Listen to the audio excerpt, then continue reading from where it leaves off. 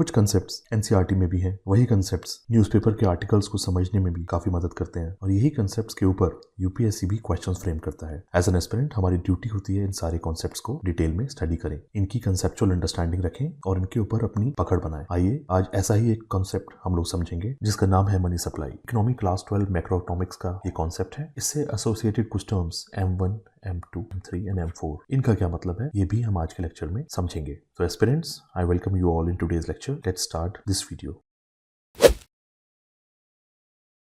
आपके अंडरस्टैंडिंग के लिए एनसीईआरटी की कंटेंट शीट यहाँ पे पेस्ट की है। एनसीईआरटी क्लास 12 मैक्रोइकोनॉमिक्स के चैप्टर 3 में ये कॉन्सेप्ट फीचर करता है जिसका नाम है money and banking. To be precise chapter 3 के 3.3 सेक्शन में अगर आप देखें इसका नाम है द सप्लाई ऑफ मनी। तो जो कॉन्सेप्ट आज हम कवर करने वाले हैं मनी सप्लाई का, वो डिटेल में अगर आप चाहते हैं आप पढ़ें, आपको कवर करना है, आप यहाँ से उसको पढ़ सकते हैं। कायदे में तो ये पूरा चैप्टर आपको अच्छे से पढ़ना चाहिए। इसके बाद अगर ये वीडियो लेक्चर आप देखते हैं तो कॉन्सेप्ट को समझने में काफी ज्यादा आसानी होगी। It is my earnest request to each and everyone, read this chapter first of all and after that you watch this video for better understanding. As a regular practice, first of all we must look out for all the point जो हम इस video lecture में cover करेंगे। The first important concept, narrow money और broad money क्या होते हैं, आपस में किस तरीके से अलग होते हैं। M1, M2, M3 and M4 इन चारों टर्म्स का क्या मतलब है। इसके साथ ही जो भी लर्निंग हम लोग डेवलप करेंगे इस वीडियो से, उसको यूज करते हुए यूपीएससी में आए हुए मनी सप्लाई से रिलेटेड क्वेश्चन को हम लोग सॉल्व करेंगे। उसके बाद gradation in order of liquidity, M1, M2, M3, M4 को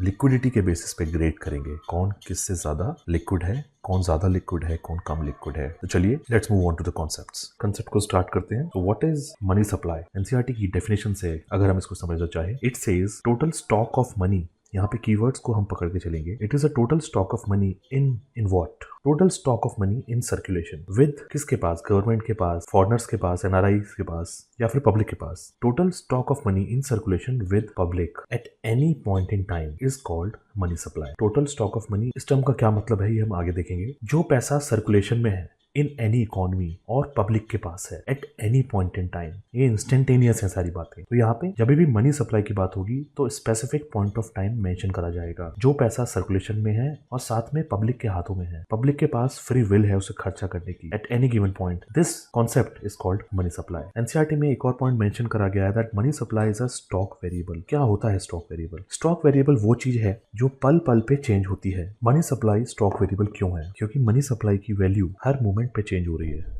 As we are discussing this concept, हमें नहीं पता कितने लोग एटीएम से जाके पैसे विड्रॉ कर रहे होंगे, कितने लोगों को बैंक अभी लोन डिस्पर्स कर रहा होगा। ये पूरे ट्रांजैक्शंस बहुत ही मोमेंटली हैं, हर मोमेंट पे ये वैल्यूज चेंज हो रही हैं। जो भी कॉन्सेप्ट बहुत ही small point in time change होता है उसको स्टॉक वेरिएबल कहते हैं। अब मनी सप्लाई क्योंकि स्टॉक वेरिएबल है तो मनी डिमांड भी स्टॉक वेरिएबल होगा। Supply and demand go hand in hand. तो क्योंकि मनी सप्लाई एक स्टॉक वेरिएबल है, इंस्टेंटेनियस वैल्यू उसकी डिफाइन की जाती है, तो इसको मेजर किस तरीके से किया जाए। एट एनी गिवन टाइम कितनी मनी सप्लाई एग्जिस्ट कर रही है मार्केट में, उसको मेजर करने के लिए चार इंपॉर्टेंट कॉन्सेप्ट्स हैं, M1, M2, M3 and M4। ये वो चार मैट्रिसेस थे which form the integral part of money supply. We make use of M1, M2, M3 and M4 to understand this concept. अब देखा जाए ये M1, M2, M3, M4 कौन publish करता है? So these matrices are published by RBI. RBI money supply को major करने के लिए जो मैट्रिसेस यूज होती हैं, that is M1, M2, M3 and M4, वो पब्लिश करता है।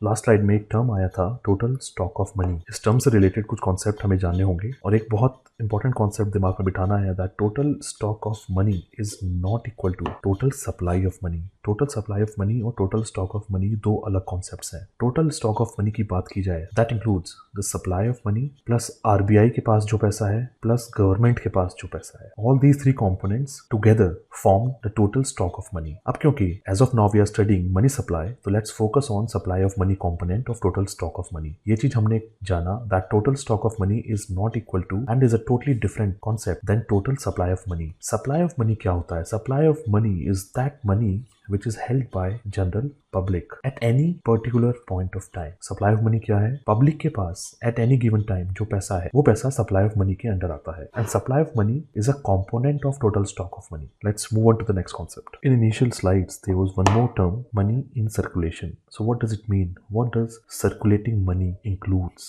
What all are the various components of money in circulation? Circulating money के अंदर कौन से कंपोनेंट्स एग्जिस्ट करते हैं? आइए उस पर नजर डालते हैं, ज्यादा कुछ समझने को है नहीं इसमें, ये चीजें हमें पता होनी चाहिए। The first component of money in circulation is the money in deposit accounts. Deposit accounts में जो पैसा है वो प्रिंटेड नोट्स की फॉर्मेट में जो पैसा है, करेंसी के फॉर्म में जो पैसा है, and other liquid assets. Basically liquidity जितनी ज्यादा है उतना ज्यादा सर्कुलेशन आसान होगा, उतना ज्यादा करेंसी हैंड्स को चेंज करेगा, जितने हैंड्स चेंज होंगे उतना ज्यादा मनी क्रिएशन होगा, एंड इस पूरे प्रोसेस को सर्कुलेशन ऑफ मनी बोला जाता है। ये चीज आप एज इट इज अपने नोट्स में मेंशन करें और अपनी अंडरस्टैंडिंग डेवलप करें। मनी सप्लाई के कॉन्सेप्ट को आगे बढ़ाते हुए let's see what is this M1। M1 actually है क्या? M1 से कुछ टर्म्स एसोसिएटेड हैं। M1 is a type of narrow money, ये हमें याद रखना है। M1 क्या है? सबसे पहले हमारे दिमाग में आना चाहिए that M1 is a narrow money. M1 is most liquid out of all. M1 सबसे ज्यादा लिक्विड है and hence it is easiest for the transaction.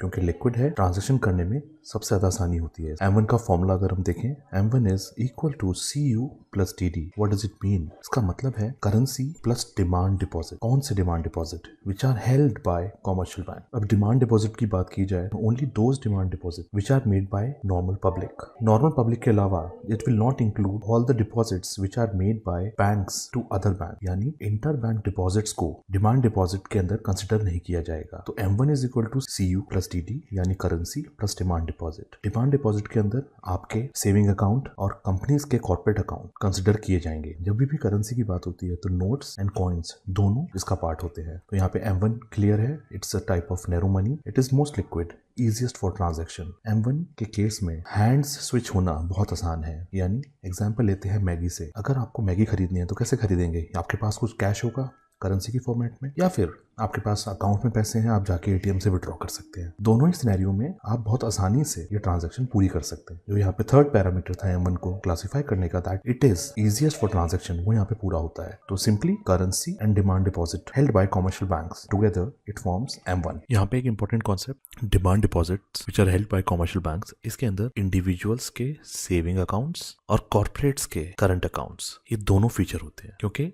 इन दोनों में डला हुआ पैसा कभी भी वापस लिया जा सकता है, as in on demand. Let's move on to M2। So now coming on to M2, क्या है M2? M2 is again a type of narrow money. M1 भी नैरो मनी था, but M2 is less liquid than M1। अगर M2 की M1 से liquidity कम है तो इसका मतलब M2 को ट्रांजैक्ट करने के लिए या M2 के अंदर जो मनी है उसको ट्रांजैक्शंस में लाने के लिए कुछ रेस्ट्रिक्शंस दी गई हैं, और इसी रेस्ट्रिक्शन की वजह से M2 के अंदर जितनी भी मनी सप्लाई है वो उतना फ्रीली फ्लो नहीं हो सकती, और उसी रीजन की वजह से M1 से उसकी लिक्विडिटी कम है। ये कंसेप्ट अच्छे से समझ आएगा अगर हम M1 की तरह M2 का भी फॉर्मूला देखें। M2 के अंदर कौन से कंपोनेंट्स हैं? M2 is equal to M1 plus saving deposits with post office saving banks. अब देखिए, पोस्ट ऑफिस के सेविंग बैंक के अंदर अगर सेविंग डिपॉजिट्स में पैसा जमा होता है तो वो कंपोनेंट बनता है M2 का, और इसी की वजह से इसकी लिक्विडिटी कम हो जाती है M1 से, क्योंकि ये पैसा अगर डिपॉजिट होगा तो शायद इस डिपॉजिट का कुछ लॉक इन पीरियड होगा। लॉक इन पीरियड जहां पे इंट्रोड्यूस हो जाता है वहां पे आप अपनी मर्जी से उस पैसे को विड्रॉ नहीं कर सकते, उसको अपने ट्रांजैक्शंस के लिए यूज नहीं कर सकते, और इसी रीजन की वजह से जो भी कंपोनेंट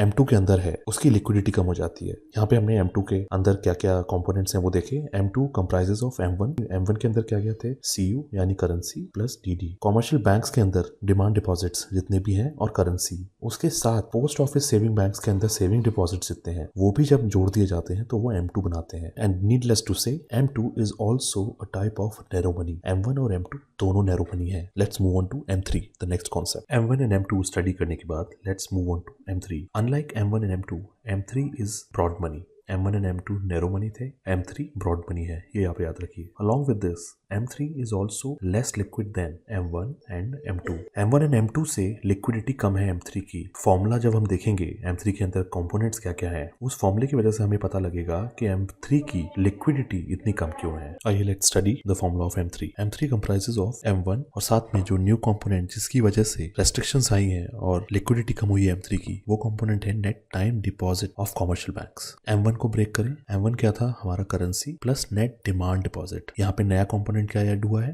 M3 में? नेट डिमांड डिपॉजिट तो ऑलरेडी था, net time deposit by commercial banks. हमें अगर बेसिक इकोनॉमी याद है, net time deposit and net demand deposit मिलके बनाते हैं NTDL, net demand and time liabilities. Net time deposit क्या था? ये वो डिपॉजिट्स हैं जो टाइम बाउंड होते हैं, यानी एफडी या आरडी। एक फिक्स्ड, अगर आपने इन्वेस्टमेंट करा, अगर आपने डिपॉजिट करा बैंक में, तो उसके साथ एक डिफाइंड टाइम लिमिट होती है। उस टाइम लिमिट से पहले आप उस पैसे को निकाल नहीं सकते। यहाँ पे फिर से मैगी का एग्जांपल लेंगे। आपको मैगी खरीदनी है बट आपका पैसा एनटीटीएल यानी net demand deposit and net time deposit में इन्वेस्टेड है। तो क्या आप इस पैसे को यूज करके इंस्टेंटेनियसली अभी के अभी मैगी खरीद सकते हैं? नहीं। आप ये मैगी का रूल बना के चलिए, अगर आप मैगी किसी मनी सप्लाई के कंपोनेंट से इमीडिएटली नहीं खरीद सकते तो वो लिक्विडिटी कम करेगा उस मनी सप्लाई के कंपोनेंट की। तो यहाँ पे M3 का फॉर्मूला क्लियर है, M1 plus time deposit plus demand deposit, ये दोनों मिलकर बनाता है एनटीडीएल। याद करने के लिए M3 को इस तरीके से भी हम ब्रेक डाउन कर सकते हैं, M3 is equal to currency plus NTDL. M3 के बारे में एक और इंपॉर्टेंट पॉइंट, M3 सबसे कॉमन मेजर है मनी सप्लाई को मापने के लिए। M3 को एक और नाम से जाना जाता है aggregate monetary resources, right. M3 is also known as aggregate monetary resources। तो अगर एग्जाम में ये कहीं टर्म आप देखें तो घबराने की जरूरत नहीं है। मैगी का कंसेप्ट और अपना ये टर्म आपको याद रहना चाहिए। Now let's move on to the last concept, that is M4। M3 समझने के बाद let's move on to M4। तो दोस्तों क्या है M4? Exactly like M3, M4 is also a type of broad money. अब M4 सबसे एंड में आता है, इसलिए सबसे कम लिक्विड M4 है। इसका मतलब M1 सबसे ज्यादा लिक्विड, उसके बाद M2, फिर M3 एंड M4 सबसे कम लिक्विड। यानी इसके अंदर जो मनी कंपोनेंट है, उन कंपोनेंट से मैगी हम ऑलमोस्ट ना के बराबर खरीद सकते हैं, यानी बहुत ज्यादा रेस्ट्रिक्शंस है। आइए समझते हैं फॉर्मूले की मदद से कि वो रेस्ट्रिक्शंस क्या है। M4 ब्रॉड मनी है, आप ऐसे भी याद कर सकते हैं, ब्रॉड यानी बड़ा, काफी बड़ा। M4 के अंदर सब कुछ आ जाता है। फॉर्मूले से भी हम यही चीज ड्राइव करेंगे। M4 comprises of M3 plus total deposit with post office savings.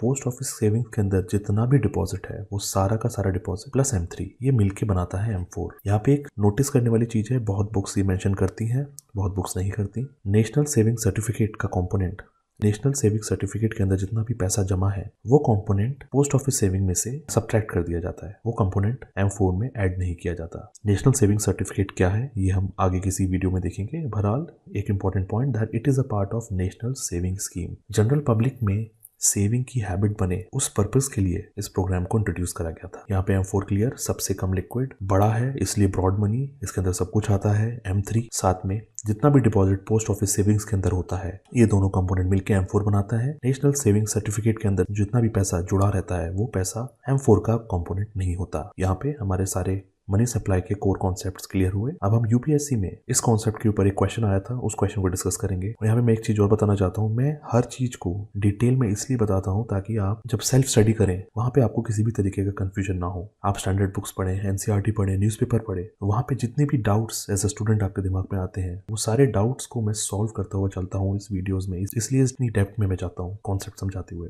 Before concluding today's lecture, let's have a look at the UPSC question. Money supply के सारे कॉन्सेप्ट स्टडी करने के बाद let's try to use those concepts on this MCQ। ये question UPSC 2020 में already आ चुका है। सबसे पहला काम होता है क्वेश्चन को रीड करें। If you withdraw 1 lakh in cash from your demand deposit account at your bank, the immediate effect on aggregate money supply in the economy will be। तो क्वेश्चन यहाँ पे कह रहा है कि अगर मैं अपने डिमांड डिपॉजिट अकाउंट से 1 लाख कैश निकाल लेता हूँ तो उसका इमीडिएट इफेक्ट क्या रहेगा एग्रीगेट मनी सप्लाई पे। दोस्तों यहाँ पे हर कीवर्ड का क्या रोल है उस क्वेश्चन में, उसके पीछे यूपीएससी का क्या इंटेंट है वो हमें समझना बहुत जरूरी है। यहाँ पे 1 lakh cash demand deposit account, immediate effect, money supply के कॉन्सेप्ट्स अगर हम याद रखें तो M1 हमारा क्या था? M1 था करेंसी प्लस डिमांड डिपॉजिट।